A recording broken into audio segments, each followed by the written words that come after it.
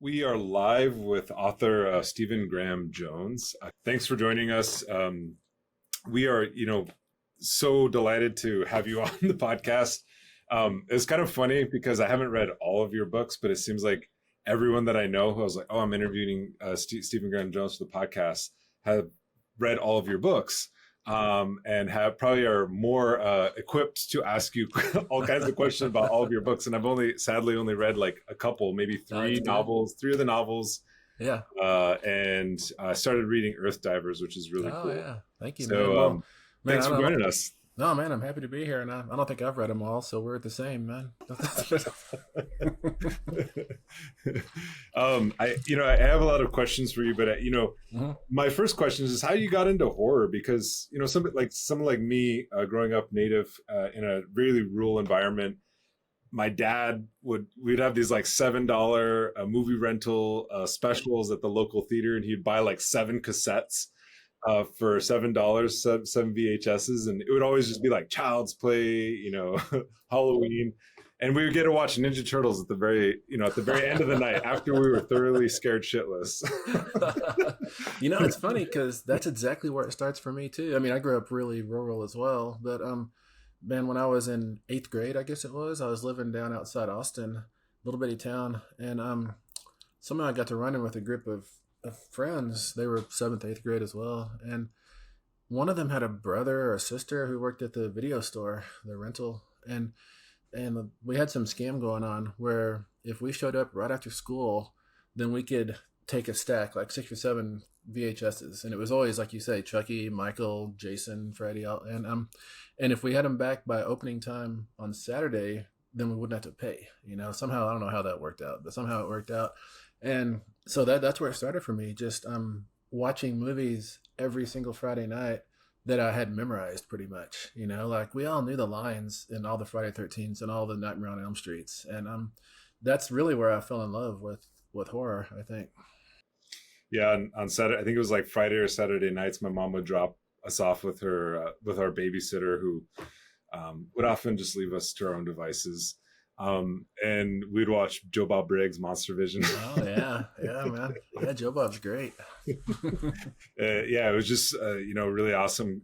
For me, growing up with horror, and I guess I want to know how you got into the genre, and then also how you got into writing about horror.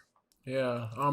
You know, yeah, that's a good question. My first novel, The Fast Red Road in 2000, wasn't horror. It had like giant coyotes and submarines in the desert, all kinds of weird cartoonish stuff, but it was more just weird. It wasn't quite horror. And then my second two novels were both serial killer novels. And let's see, my next book was called Bleeding to Me, and it's got blood on the cover, but it's not actually horror. There's a lot of violence in it, but it's not horror. It's probably considered more literary. But then my next novel that came out in 2006, Demon Theory, was pure horror. Everything I could do horror, and it's actually the second novel I ever wrote, right after The Fast Red Road. So um, I didn't actually start publishing horror until '06. My first horror story came out in '06 as well, in Cemetery Dance, a story called Raphael, which is kind of at the base of My Heart is a Chainsaw and Don't Fear the Reaper and The Angel of Indian Lake. But when I went to grad school, I never when my professors told me to go to grad school. Number one, I never planned on going to college in the first place, but I wound up there in stupid ways. And then when I was ready to go back to doing manual labor, my professor said, "Hey, you should go to grad school." And I was like, "What's grad school?" and they explained it to me, and I was like, "Whatever." And so I did it. But the deal I made with myself was I could only go to grad school if I went in ninja mode, which is to say, I was sneaking in to the ivory tower to steal out craft and technique to bring it back to the genres I loved, which was horror, fantasy, science fiction, and western. And but the trick is, I got deep enough in grad school that I kind of forgot my mission for a while. Mission creep. Yeah, yeah, and which is not terrible. I got a lot of other like weird DNA going on inside my writer kernel, but then I wrote my first novel as my dissertation, The Fast Red Road. I wrote it in '98, came out in 2000, and I told myself that, and then somehow I woke up and I remembered, oh yeah, I'm a genre writer, And so then I went back to writing horror, and I think that year I wrote maybe 3 novels, and they were all in '99 and 2000. it was like a year's time. I wrote 3 novels. One was a werewolf novel, one was a vampire novel, and one was demon theory. And I've just been doing it ever since, you know. How do you like? Where do you draw inspiration for, especially the we're talking about horror. I apologize to like jump there, but that's I mean you're the horror guy. I mean for better or worse, but for better for me because I think it's great. Like where do you draw a lot of the inspiration for the characters, for the themes? I know having read My Heart is a Chainsaw, you're just it's almost like watching Scream for the first time where there's all these references where I'm like, oh, this is like going back to this slasher, this is going back to this slasher. But beyond sort of the horror movies themselves, like where are you drawing your references for your characters? For my characters, I mean, all my books, whether they're horror or not, really just come from people in my life, you know. Like my novel Mongrels, it's a werewolf novel, and there's an uncle in it, Darren, and Darren is two people that I grew up with, like a stepdad and an uncle, you know, and I just match them together into a single character, and that's where all my characters come from. I mean, they either come from me sneakily stealing characteristics from people in my life, and you know, pretending like I make them up, which I don't, or me smuggling pieces of myself onto the page, which is kind of what I did with My Heart is a Chainsaw and Jade, you know, because her and I share a whole lot of characteristics. Yeah, Jade, or Jennifer, as she likes to go by in the new novel, or the sequel to this, is a really fascinating character. I actually didn't know what to expect. I think My Heart is a Chainsaw is the first thing I've ever read from you. I bought All the Good Indians, but it just sat on my shelf for the longest time. And I started reading My Heart is a Chainsaw. And I think my favorite part of it is that it's told from her perspective. It's like a first person point of view. And I read in the sort of like notes of the book that's not how it was originally written. And it seems like in many ways a really great, you know, character study of this, you know, this young Native girl growing up in this town. What is it called? Not Church Rock. Proof Rock. Proof Rock, Idaho. Which Idaho, by the way, I want to ask a lot of questions about that, but maybe you can expand a little bit on Jade and how. I mean, you said it's influenced by your own personal experience, but what's her story, and like, why did you choose to tell this particular story from her perspective? Yeah, you're right that this novel was not initially from her perspective. When I wrote this novel the first time in 2013, it was called Lake Access Only, and I wrote it because I had read Jeffrey Eugenides' The Virgin Suicides like 15 times or something, and I love that novel. But every time I get done with it, I think, you know, that would have been better if somebody had a machete, you know? And so I thought, I'm just going to do it. And Virgin Suicides is told in like the royal first person, the we. It's like a Greek chorus telling the story, we, instead of I, or you, or he. It was really fun to tell it like that, but it wasn't a successful novel, I don't think. So I put it on the shelf for a few years, came back to it about probably the end of 2017, maybe the beginning of 2018. And because I knew that I liked Proof Rock, and I liked the sheriff who had kind of ambled onto the scene. I liked Indian Lake, and Jade wasn't even in the first version of the novel. And so I tore it. Instead of just like trying to go in and put patches on Lake Access Only, I told myself, let's just take the elements that are good, the sheriff, the lake, the town, Idaho, and let's tell a different slasher. And so I did that, and I did it a lot of different ways. I wrote, probably 1.5 million words to get to My Heart is a Chainsaw, because I did it, you know, ground zero, like probably 3 times at least. And Jade, she just showed up because initially Jade was a high school senior who wanted to write a nonfiction book about these killings in Indian Lake as her ticket out of Idaho, you know. But then it turns out that she's not a writer; she's her own self, you know. She kind of just told me what to do, it feels like, and I was really lucky to find her, and I'm really lucky she kind of took hold of the narrative and ran with it. But too, I guess I should say, My Heart is a Chainsaw came right on the heels of The Only Good Indians, and The Only Good Indians is set, you know, on the Blackfoot Reservation. Most of it is. It's in Great Falls a little bit too, and I guess it's in North Dakota a little bit. But I was really nervous that what if people who find that book think this is how all Native stories go. You have to be on a reservation. You have to be in a Native community, all that stuff. And so I very intentionally set Jade far away from any community, from any cultural ties. And I think that's just as valid a Native story as any story. Like you can't help where you're born and who you come up with, and so that's the big reason I wanted to move Jade all the way to Idaho. I knew if I stayed in Montana that I was going to be seeing versions of my own face in Walmart, but in Idaho, it'd be a little bit different. I felt. Yeah. Idaho's a strange location. I remember in college, one of my friends moved out there, and we drove all the way from South Dakota. Like we drove all night into Idaho, and she moved to like Pocatello, Idaho, I think it was. I remember we dropped her off at her mom's house, and I got up in the morning and I was like making a cup of coffee, and I was like, I used to smoke back then. I was smoking a cigarette, and they're in this apartment complex, and this like white guy comes out, and he's a skinhead, and he's not wearing a shirt. And I was just kind of like looking at him, and he was like, "Oh, hey, how's it going?" And he turned around, and he was smoking his morning cigarette too, but he had a big swastika on his Yeah. Wow. And I was like thinking about that in Idaho. There's a lot of I guess right wing sort of like white supremacy, and I don't know. It doesn't really play that much into the book itself. It's more so about development and kind of like new money coming into a town and changing the flavor of the town, so to speak. Yeah, it is. I wrote it initially. I thought, how can I tell like the story of Europe coming to the Americas in a county? How can I do it really small? And it felt fun to go across the water and land in the national forest and say, this is ours now, and gave it to my editor like that. And he read it, and my editor, Joe Monty at Saga, and he said, oh, a novel about gentrification. And so I like quietly tabbed over to look up gentrification to see what it was for sure. And I said, yeah, for sure, it's about gentrification.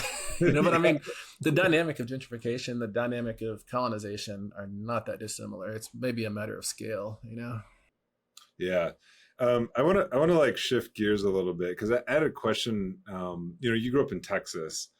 And I always wanted to ask somebody from Texas what they thought of Texas Chainsaw Massacre. Oh yeah, yeah. I told you that I was living down in Wimberley for a while in 8th grade and outside Austin, and whenever we could on a weekend, Friday or Saturday night, when we could pile in a truck bed with some people who had a truck, because we were too young to have trucks, we would always end up at that bridge that I think Chainsaw 2 starts at, where. What's that guy's name? That guy with the plate in his head. Anyway, where they're chasing people across the bridge and, just menacing and being crazy. We would drive to that bridge and we just go back and forth across it and just scream and scream. It was so fun, man. It was so fun. But no, Texas Chainsaw Massacre feels completely possible, scarily possible. Like, the big difference for me, having grown up in West Texas and lived there a long time and then coming up to Colorado, was up here in Colorado when you're driving, outside the city and you look and there's somebody like 3/4 of a mile or a mile out there walking through the pasture, the meadow, whatever you call it up here. And you think, oh, they must be on a trail. They must be having a good afternoon. In West Texas, if you are driving in your truck and you look out past the fence and you see somebody out there, you look away fast because you know that there's a really good chance they're burying a body or something. And you don't want to be involved in that, Wow. Yeah, there's for the second novel or the sequel in this series, I don't know what's the trilogy called? Is it Indian Lake trilogy? Or yeah, I think that's what they call it, Indian Lake. A lot of people call it the Chainsaw trilogy or the Jade trilogy, but yeah, I think Indian Lake is the official name. Yeah, it's the title of it really cracked me up, and I remember when your publisher sent me the proofs. I was like, immediately in my mind, I think of this scene from Halloween when Laurie Strode, they're riding in the car, and they're smoking a joint. That's great, and I love it. I love that scene too, because people always say that if you do drugs in a slasher, you die, but they're doing drugs in that car, and only one of them dies. One of them is the final girl, and that just kind of undoes. I think it's a false way of looking at the slasher, is that it punishes, sex, drugs, and rock and roll. I don't think that's what it does at all. I think it actually punishes a lack of vigilance. And sometimes, if you're on drugs or drinking or listening to loud music, you're not as vigilant. But it's not that you're being punished for listening to AC/DC or smoking in the car or whatever it is. You're being punished for not keeping your eyes open.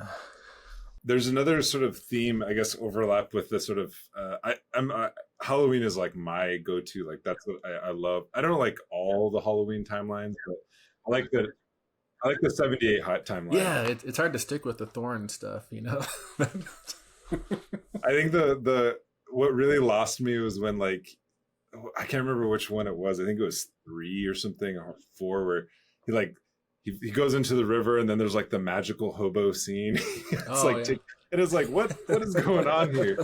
But the most recent sort of the 78 pickup or continuation, whatever you want to call it. I don't know literary stuff, but yeah, from 2018 to Halloween Kills to Halloween Ends. Yeah.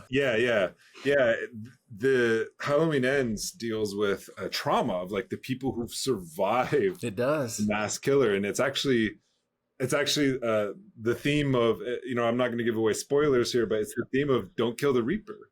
No, it is for sure, because when a slasher has visited your community, that community is never going to be the same. They're always going to be looking over their shoulder. They're always going to be leaving a light on, and it's going to traumatize them in a way that's going to express itself in their daily lives, even if they're not aware of it, and I definitely wanted to get into that. I think so many slashers that I read or watch, it's a big fun roller coaster from 90 minutes or page 1 to page 300 or whatever, but we don't deal with the after effects, the fallout, the aftermath, and I am really interested in that aftermath.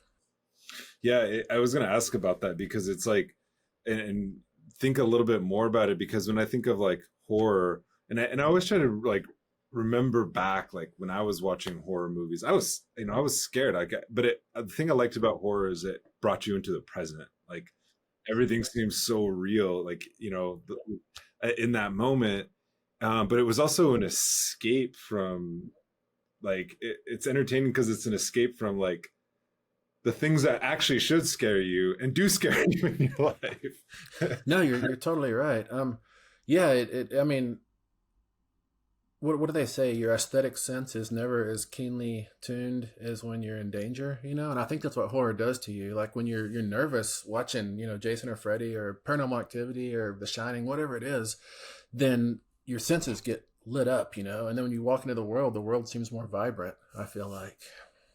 Yeah, and the other part of it too, and I always wondered, because I mean, growing up, and I don't know what your experience was, but like telling scary stories is like, it seemed like that was integral to who I was as a Native person. I didn't know it at the time until later. I was like, oh, you guys don't sit around with the lights on. I know. tell scary stories. And like, I remember we invited some friends out to the land and we were camping, and my dad was like, people don't camp out here. and he's serious, because it's like, people don't camp out there, but my friends wanted like a true like reservation experience. So it's like, let's go camping where you'll see no city lights. And he proceeds to tell a series of scary stories about Bigfoot, about there was an actual murder on that land. And one of my friends, his wife just literally broke down sobbing. She was so scared. And I realized, I was like, this isn't a normal, like, we're not a normal family. Yeah. No, I remember I was at a some sort of Native conference probably 6 or 8 years ago, and I realized, come about 2 or 3 in the morning, me and like 4 or 5 other people, all Native, were still sitting in the lobby of the hotel, just whispering ghost stories to each other, just scared ourselves, and we kept going on, and I know I kept going on because I didn't want to make that long walk in the hall to my room, I wanted to stay in the lobby where it was moderately safe, How do you think that, like, when we talk about like the horrors of colonialism and genocide, how do you think about that as somebody who writes fiction and is creatively sort of making these worlds that are supposed to be scary but also fun? Yeah. I guess one way to think about it is the horror stories I tell, they finally deliver the reader or the characters back to the light. It's like this terrible, meaty, dark tunnel with screaming and claws inside and teeth flashing, which is terrible, you know? And but then once you keep putting foot after foot and moving forward, you walk out into the light, you know? And so I think yeah, we've had all kinds of terrible stuff attempted and acted on us for sure, and not just in the past, in the present as well. But I think that horror, to me, actually is hopeful because it tells us that there's going to be light at the end of this. You know, we're gonna get somewhere if we just if we last it out. You know. And what movies and books really were inspirational to you in terms of like a young writer? You know, the first horror novel I ever read, I was probably 12, right around there, maybe 11. What was Whitley Strieber's Wolfen, werewolf novel? Well, I mean, it's called a werewolf novel. Technically, they're not werewolves; they don't transform, but still, it's a werewolf novel. It's pretty scary too. And then the first horror film I ever saw, we had moved into town for about a year and a half, and the house we were living in had HBO, so that was like a treat, you know. And somehow on HBO I saw The Howling, you know. So it's funny, so werewolves ended up like at the core of my horror beginnings, you know. But as for what kind of I hold up as a guiding light or a bar to kind of measure myself against, anyways, my favorite horror novels, you know, Jack Ketchum has a novel, The Girl Next Door. It's not supernatural. It's completely disturbing. I've read that book 13 times now, trying to figure out how he does it, and I finally quit reading it because I thought it's going to infect me. but like that's one that I hold up because he doesn't look away, he doesn't flinch, you know, and I like that a whole lot. Stephen King's The Shining is another one. I think that's a really, really well told horror story. Gemma Files has a novel from 2012, I think, called Experimental Film, which to me is kind of just a template for how a horror novel should work. It just so impresses me. Sarah Gran has a little bitty possession book. It may even be a novella, but it's marketed as a novel called Come Closer, which it's got a light delivery, a light tone, but really dark material, and it's completely disturbing, as horror should be, you know. Yeah, I was going to ask you about Stephen King because I've never read his work. I'll be honest. I've seen the film adaptations, and I always thought it was strange in my mind that it's like there's always a trope of like Indian magic or like Indian burial ground. Yeah, like Pet Sematary has that. Yeah. I don't know if that's something you've thought about or no, like... it is. I've definitely thought about it with My Heart is a Chainsaw because I wanted to flip that around. And my editor made me aware of this. I wasn't quite aware I was doing it. He said, "Oh, this is a Christian burial ground, isn't it?" I said, "Oh yeah, it is." You know, yeah. Gentrification, Christian burial grounds. Yeah. Yeah, well, that's it's just, the reason I asked that is just because he becomes the sort of like trendsetter. He's like seen as the horror genre. And I mean, I'll be honest, I'm not like a big fan of the films, and it's not because of the Indian burial ground stuff. I did think Pet Sematary was absolutely terrifying when I was a child. I mean, the the mom coming back and the child coming back was just like scared me like shitless. But are there like did you ever read because there isn't like a big, I don't know if there's a big genre back when you were kind of getting into writing around native authors doing horror? The first native horror I ever read was A.A. Carr's The Eyes. When did that come out? Like early 90s probably. He's a New Mexico dude. I think he's living over in France now, if I'm not mistaken. That was the first one I ever read. It was really good, but it was neat because I felt like it was chalked in the door and keeping the door open, and a lot of us could slip through, and a lot of us have since then, and like the year before I won a Stoker for the Lincoln Indians, Al Goingback won it for Coyote Rage, which was so cool. It's so cool to have two native dudes win it back to back. I think that speaks really well of I don't know, the world or luck or whatever it is. I like it. What are you finding exciting? I mean, we're living in this moment, I guess, like people, I don't know if it'd be called a renaissance or what, but we're living in this moment where like native stories are really breaking through to the mainstream. Like, what are you finding exciting? Oh man, it's exciting that we no longer. For a long time, I think there was pressure to only write about the politics of identity or repatriation or history and stuff, and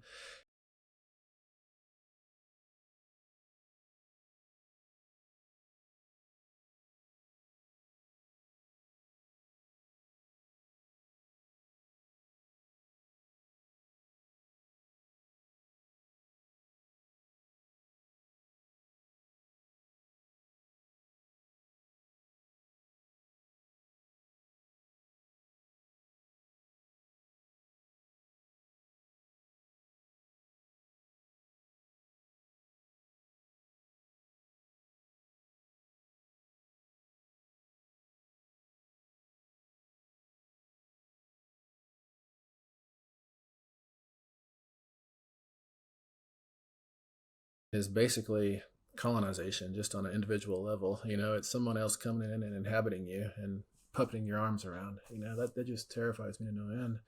And I have plans to do that. And excuse me. Um, and but what kind of stuff do I want to see made into a film? I think it'd be nice if one of us could come up with a really good Wendigo story, because there's been so many people who just use it as a fun thing, But I think they're like, hey, this is a fun monster I can use, like a werewolf or a vampire. But I don't think that's really the case. And I think we could do it a lot better than it's been done. Let's talk about the possession story, because that would be, I think, a really fascinating uh, take. Like, what I mean, not to give away your trade secrets, but like, what are some of your thoughts on that? Because there's like, The Exorcist was terrifying, and I don't. I'm trying to think within our own sort of Lakota traditions or oral histories if there's anything about possession, and it doesn't really come up. No, it doesn't a lot. Not for the Blackfoot either, as far as I know. But the important thing I think with telling a possession story, and specifically a native possession story, is avoiding reinscribing Christianity. Because so many of them are, you hold up a cross or you say something from the Bible and the demon withers away for a moment, and that's basically conservative. It's just saying, yes, this God is real, and or that Bible is a powerful artifact, or whatever. And I would never do that. And when my possession story, my people might try that, but it's not going to work. They're going to have to do something different. And who knows what it's going to be, because we also don't have like ceremonies we've been handed down to deal with possession, because that's not really been a thing. So it's going to have to be like the characters are going to have to come up with some innovation to rid themselves of this demonic presence. And I say demonic, I'm not sure if demon is even the right word, but some immaterial presence anyways. Yeah, the sort of I guess like a moral universe of good and evil, like it is really colonized by Christian sort of views on what counts as good and evil. And even the notion of the sacred like comes from like a Christian sort of notion of sacredness and purity. And it's like I was reading one of our classes that I was teaching was, we're reading God is Red, and that book is like actually more about Christianity than it is about native religion. And most people like kind of don't understand that. They're like looking for some like a positivist or like a kind of framework of like, this is a view of native religion. And it's like, it's actually more of a critique of Christianity. And I think, is that the one that has plenty of UFOs in it too? Is that Yeah, right? yeah. He does this whole like ancient alien stuff. Yeah, man. Yeah, I love it. I love it.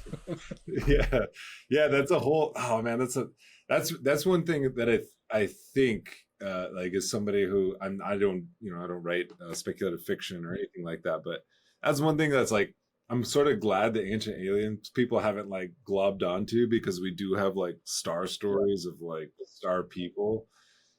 And I think didn't Frank Wallen just release a story about that? I think I'm oh not a no, I story, a haven't. song. I think he released a song about that. Yeah. I'll have to check that one out. That's cool. He did one of the opening theme songs for one of our podcast episodes. So Wow, yeah, he's amazing. yeah, he's really cool. I really love Frank Wall. He's just positive too. Like He we is, kind of yeah, need that in our in this world. yeah. He's positive, but he's not that kind of like preachy, you know. Yeah, Yeah, and he's not like it's not cheesy either, because sometimes they can get a little bit like corny. But no, he's like he's a really solid artist, and he is who he says he is. yeah. He's not one of those Indians who gets in front of a mic and lowers his voice and gets stoic, you know. Like me.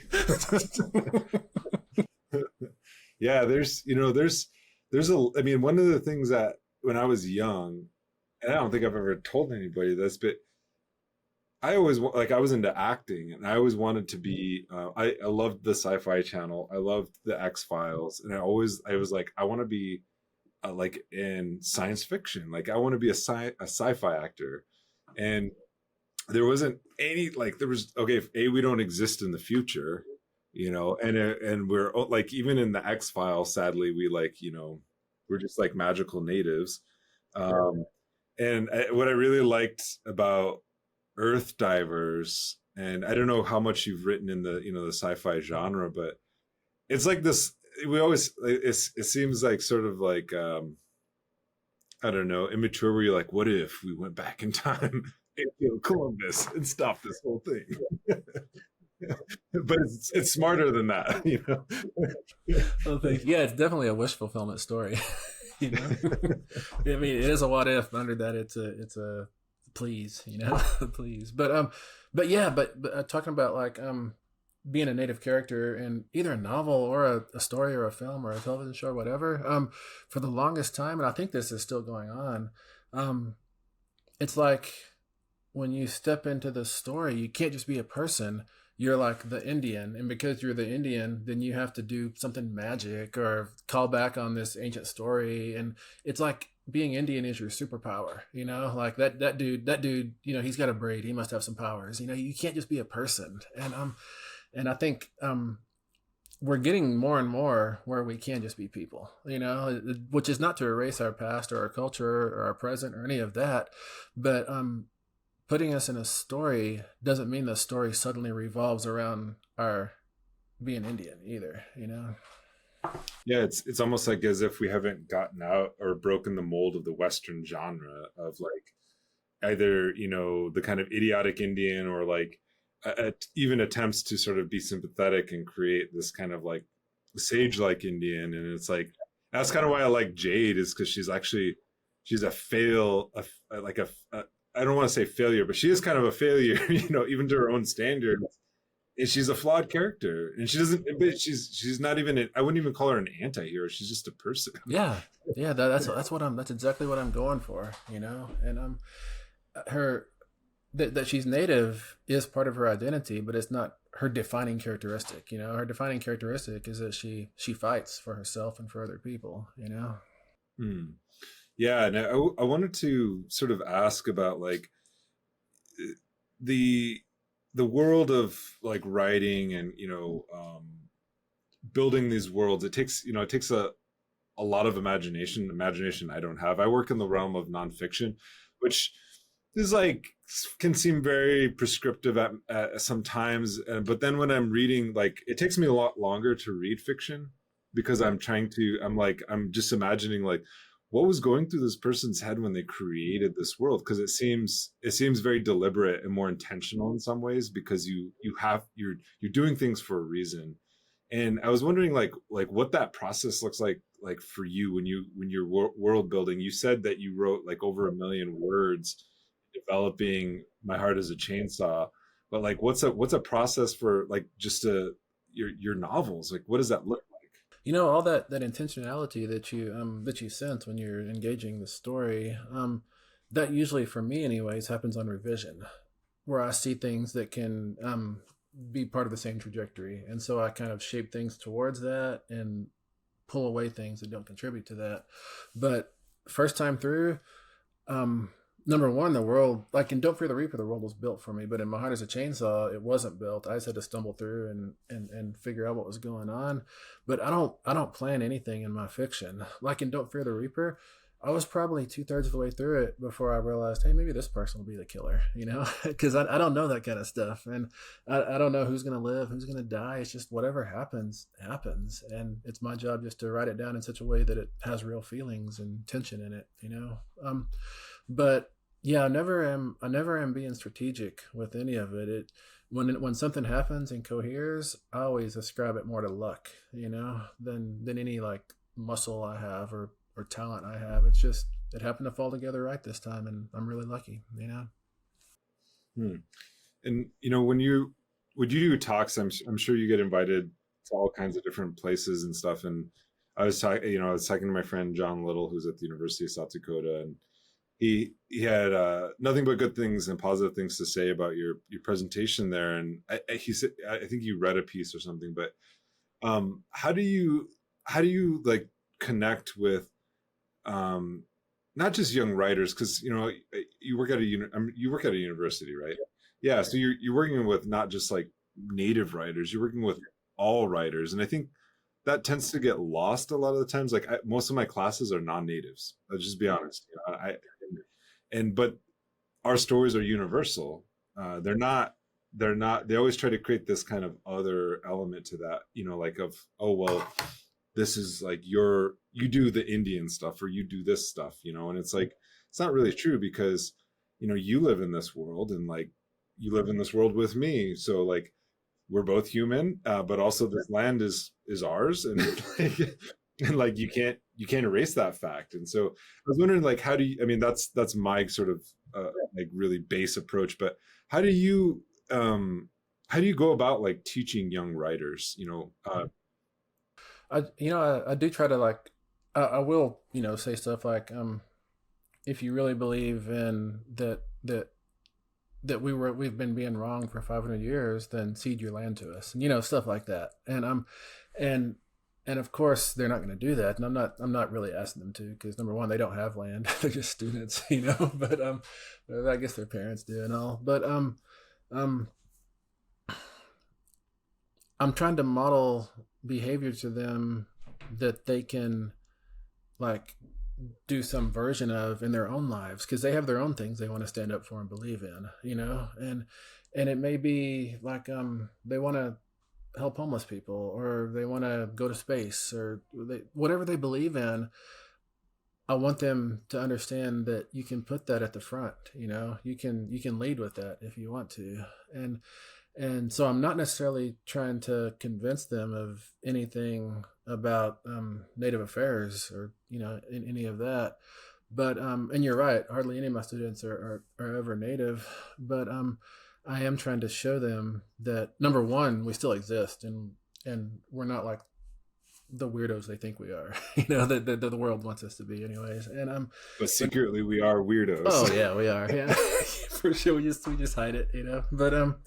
But I just want to show them that it's okay to be yourself, basically, And as for teaching storytelling and fiction writing, that comes down to me largely to mechanical stuff. Like if it's kind of like with music theory, when you play this chord, it's kind of naturally followed by this chord, and you can undercut that. You can do a minor chord instead, and deliver the reader to a different space. And it's just that's the same way fiction works. There's a grammar, there's a syntax. Stories, we've been telling stories for thousands and thousands of years, and we've gotten pretty good at it. I'm not saying that there's rules you have to follow, but there are things that tend to work more than they don't work, and I try to pass those on to them such that they can be more efficient storytellers themselves, or they can understand story better, because not everyone in my classroom is going to go on to be a writer, but some of them are just like putting their toe in the water of fiction to see if it's amenable to them. But even if they don't become writers, I hope that they leave understanding how story works a little bit better. And what do you tell like young Native writers in this? Yeah, I tell them, I actually have an essay, not an essay, it's like a list out there somewhere. Yeah. But the main thing I tell them is don't write to try to be the voice of your culture, of your people, and all that responsibility you're feeling to only do good representation, and to reclaim the happy narrative instead of the tragic narrative, the comic narrative instead of the tragic narrative, just all those various things that you feel compelled to do early on in your career. I tell them it's much better to write about your particular fascinations, that's going to do so much more work than you trying to make an argument in your fiction. It's going to turn your fiction into just a vehicle for delivering an argument, and that never does work very well. It's kind of didactic.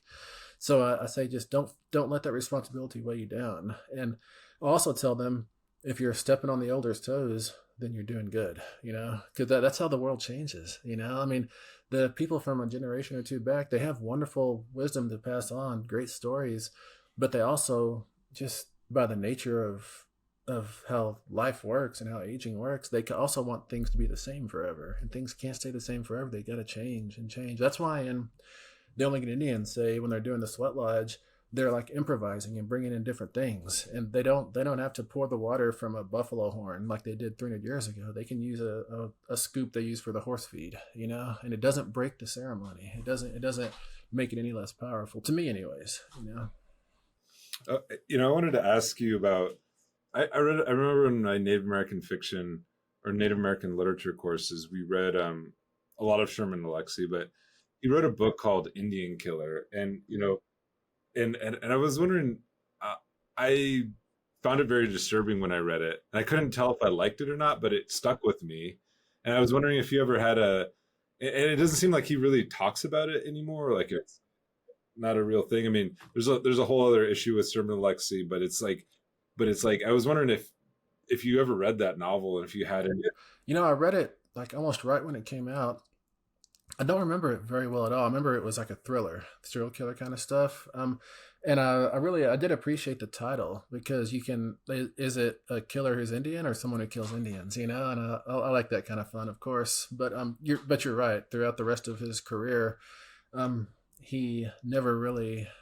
He might have even disowned that book. I'm not sure. I'm not really a Alexie scholar or anything, but he did kind of seem to dismiss it anyways, or he didn't put it at the front of his resume. Yeah, and there's some themes in there, and there's a lot of stuff that's coming out, kind of like, not critiquing Sherman Alexie, and that's not what this next question is going. But there's a lot of themes. There's a lot of stuff coming out. Like there's a book called Yellowface. I don't know if you've read it, by it's her last name is Chong, but I can't remember.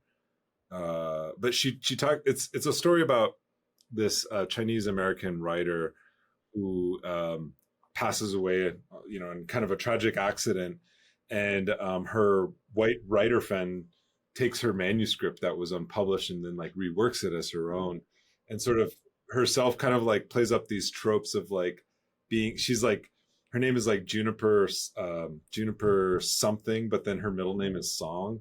So she starts going by Juniper Song, and people assume that she's like, she's like Asian-esque or ethnic, but it's a critique of like the industry, and like how they're trying to find the sort of next, writer, and who's in this like, post Black Lives Matter sort of George Floyd moment, trying to do all this equity and stuff in publishing. And your books, as far as the ones that I've read, don't really like pander to those kind of tropes and stereotypes. It's like refreshing in many ways. Do you have any stories about being pressured to do those things, or have seen sort of examples of those things? Yeah. I remember this one novel I had come out, All the Beautiful Sinners. It came out in 2003. It's a serial killer novel, a thriller.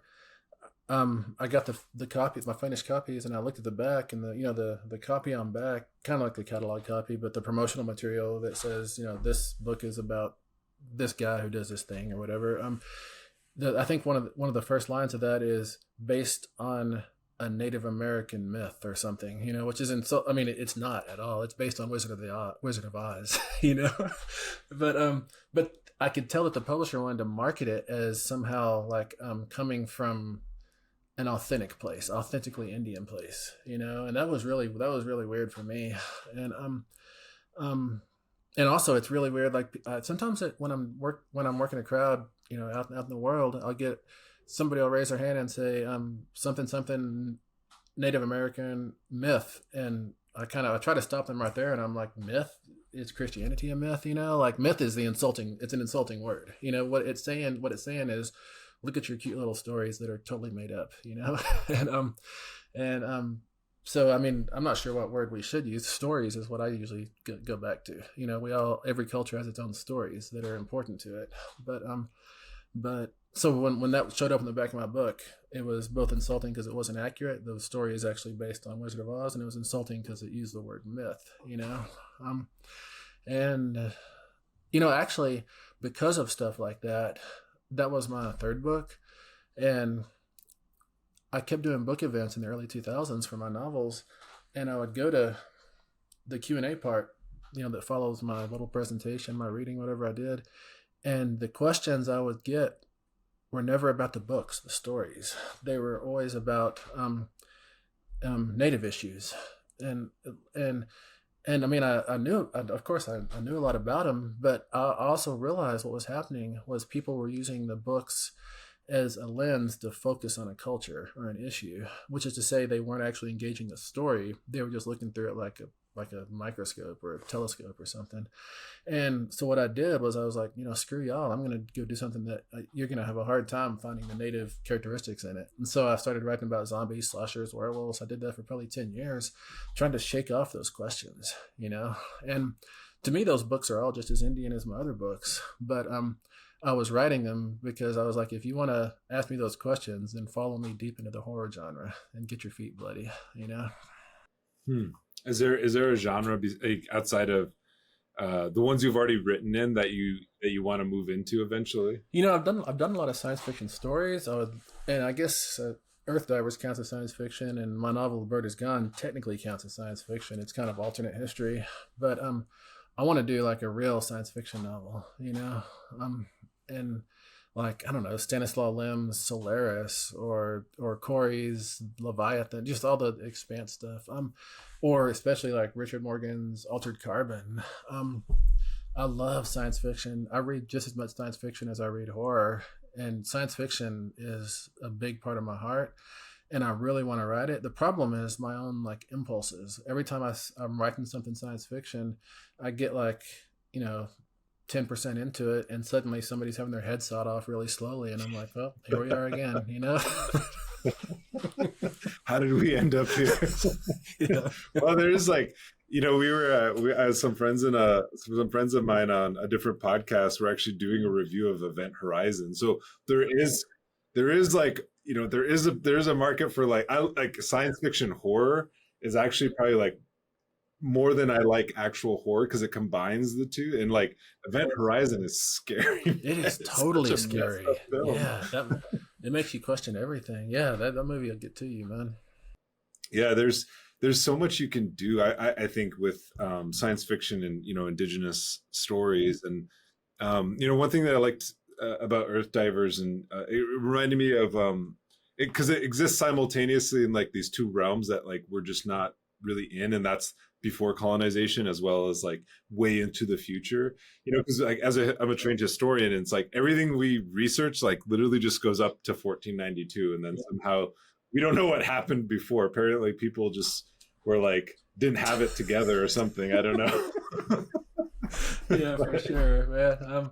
The second arc of or the next arc of Earth Divers, like the first one is 1492, and then we have like 3 issues set in the Ice Age, like 20,000 years ago in Florida, and that's like where I live and breathe. I'm always reading paleoanthropology and just straight anthropology and everything, and so I was so thrilled to get to go to the Ice Age and just use all this stuff I know, but then like changes happened in the art, I guess, and just different requirements. It's nobody's fault, but like the Paleo Indians in that story end up with like headbands, and they're green, and they're like textiles or cloth, and I'm like, come on, we didn't have textiles, in 22,000 BC or whatever.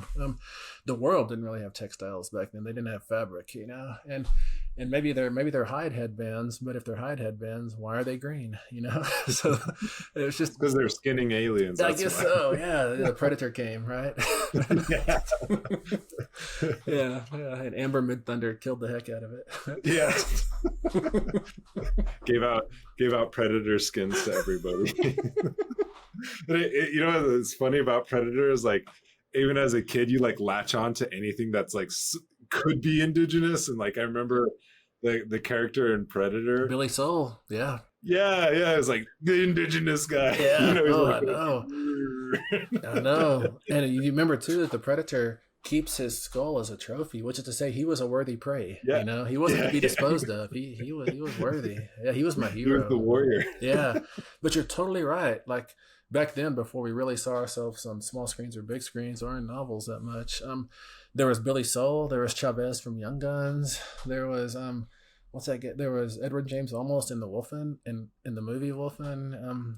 Yeah, the like you latch on to anybody, and you like I would just always feel like I was abducting them into my tribe. You know, like I would give Rambo like provisional tribal membership. Yeah, exactly. Yeah, Because he's like Yeah. doing the whole Yeah. like, you know, Yeah. and even and by default, of course, Gizmo. Yeah, wasn't yeah. was indigenous. Oh yeah, yeah. Conan the Barbarian was my favorite. He was definitely Blackfeet to me. Yeah, that is so. Yeah, because like I remember that too. Like my grandma loved Conan, and so it's like any like dude my grandma liked by default became indigenous. Even like she loved Billy Jack, she loved Ric Flair, she loved like Conan the Barbarian. Like she used to watch WWF, and Ric Flair was like her favorite, and she was convinced he had like native blood. Yeah, for sure. Well, I remember growing up, I always thought Wayne Newton was native. I don't know why. Maybe he is. I don't know. And Well, there's a whole thing about like Bob Barker too. I've heard oh, people say really? he's like, Really? yeah, like I know he spent like some of his childhood in the Rosebud Oh, I didn't Reservation, know that. but I'm not like. Yeah. And then some people say he was enrolled there, but I'm not Huh. entirely sure if that's true. But Oh, wow. and there used to be a joke my grandma used to say, that's why he says spay and neuter your dog. Because he grew up around a bunch of res dogs. And I was like, I grew up thinking that was like the actual truth. Yeah. Like, Oh, yeah. yeah, Bob Barker's native, man. Yeah. And Elvis gets cast as native a lot too, you know? Well, wasn't he like Munjan or something like that? Maybe, Or yeah. like Really? I don't know. can't remember. Yeah, I don't know either. Yeah. Yeah. But we were like searching for those like native characters in the absence, you Yeah. know, in the absence of them. For sure. So yeah, I would say that like Mulder is definitely Oh, a yeah. native uncle. Yeah, no, he's always like he doesn't trust the government and he believes in things that are questionable. You know, that's a working definition of being Indian.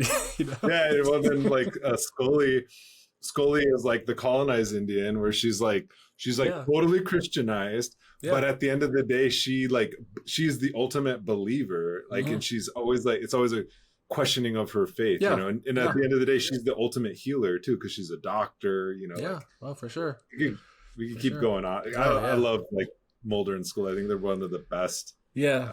Well, you know, I always took John McClane from Die Hard to be Indian as well. You know, because he's doing guerrilla tactics. He's always cracking jokes. You know, and I'm.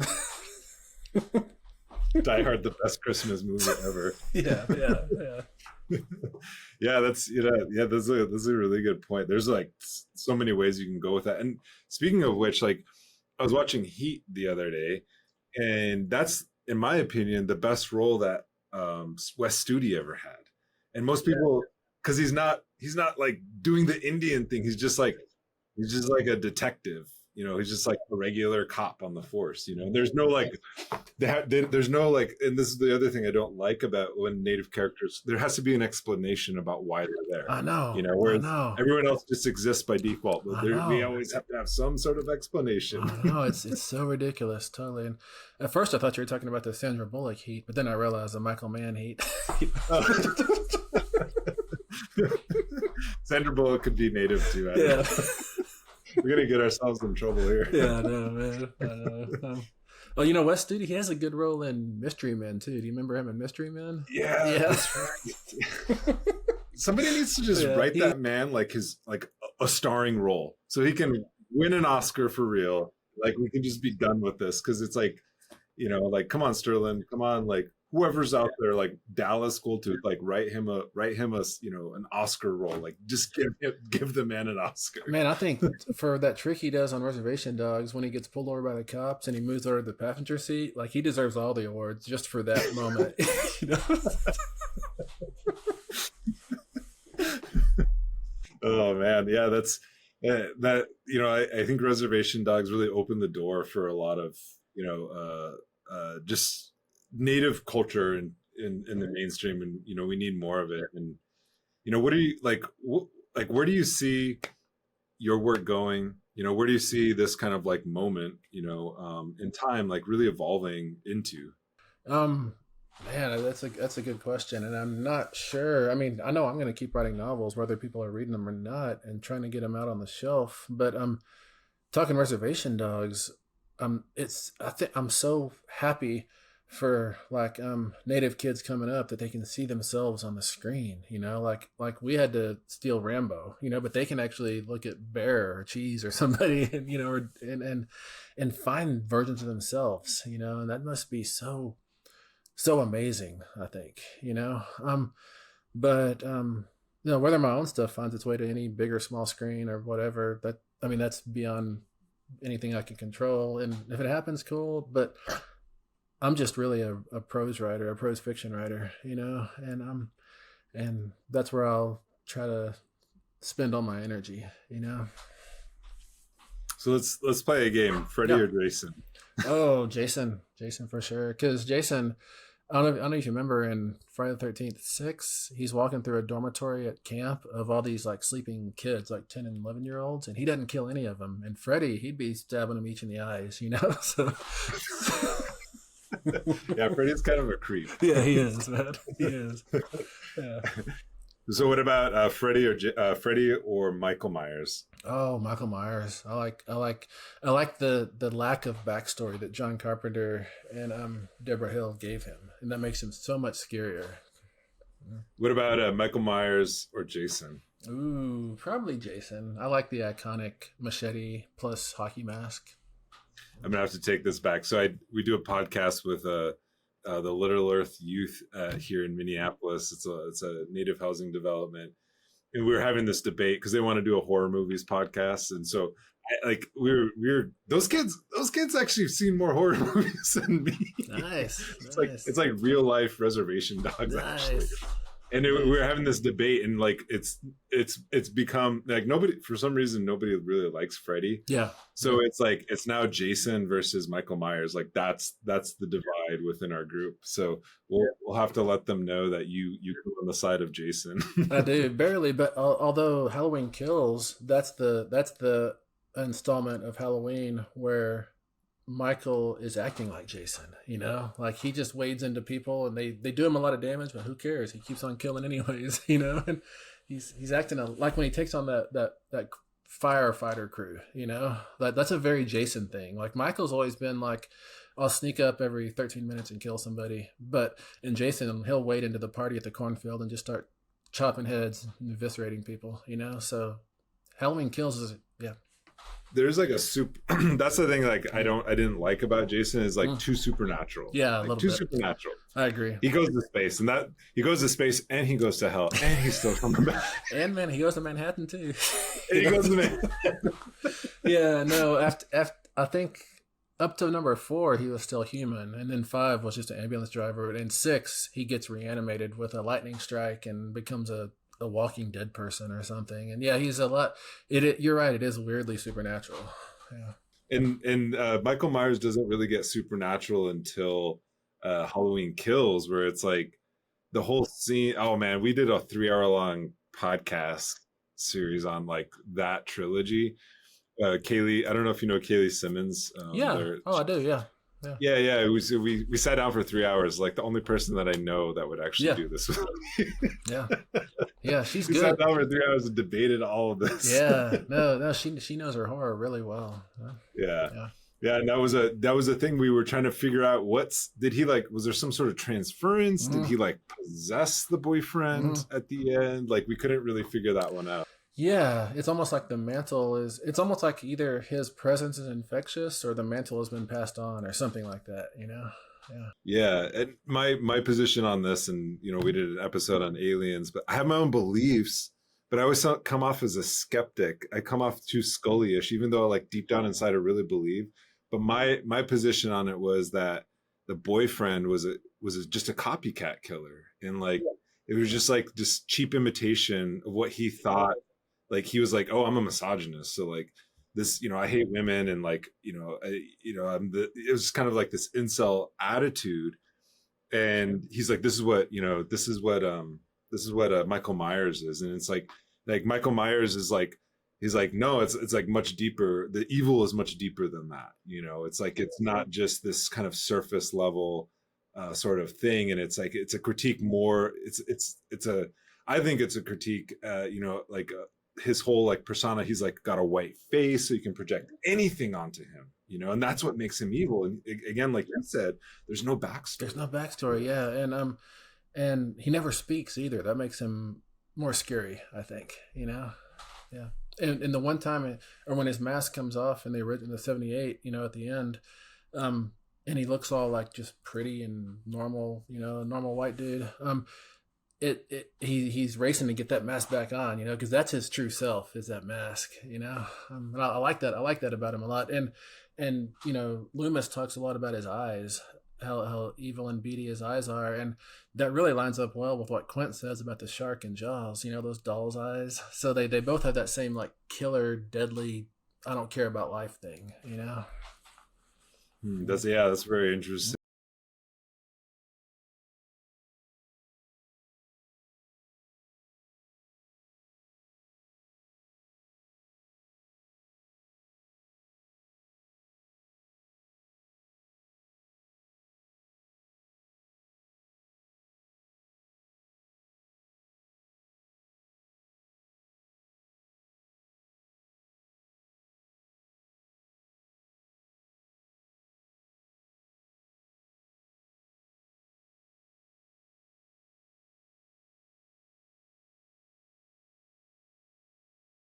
Work that they might want to do. As far as horror goes, any like coming up horror writers, my advice is always write about what scares you. Don't write about things you think the world is going to be scared by. And like an example would be, I like a dream I've had a lot of times is I'll fall down some basement stairs, and at the bottom of the stairs I'm kind of hurt, and I look at my arm and it turns out it's broken, and it's broken open. And instead of having like blood and bone inside, it's like white tofu or shrimp meat, and that terrifies me. That's like fundamentally terrifying. I think it's a fear that I'm red on the outside, white on the inside, probably, if I had to psychoanalyze myself. But I dramatize that into a novel and a story too. I've done it 2 or 3 times anyways, trying to get that fear on the page in a way that I don't know about process it, but I can like divest myself of it, exercise it out of me, and it never seems to work. It just gets more resolution. So I don't know why I do it, but that really scares me, and so I keep on writing about it. And I think we all have our peculiar, stupid, rational also fears, and I think horror writers find a lot more purchase in readers' hearts and minds when they write about what scares them specifically. Well, thanks again for joining us. Where can by the way, I got to do the book pitch. Pick up, the latest copy of the sequel to, or the second installment of the Indian Lake trilogy, Don't Fear the Reaper. When's the third installment coming out? The Angel of Indian Lake comes out March 26, 2024. So look for that. Where can people find your work? Man, you just type Stephen Graham Jones into wherever you are, and my stuff will come up. Yeah. You're Googleable. Yeah. Google me. Well, I really appreciate it, man. Yep. And best of luck with your career, and hopefully we can have you back on. I know this was great. This was great talking, man. Thanks for having me. It's been an honor.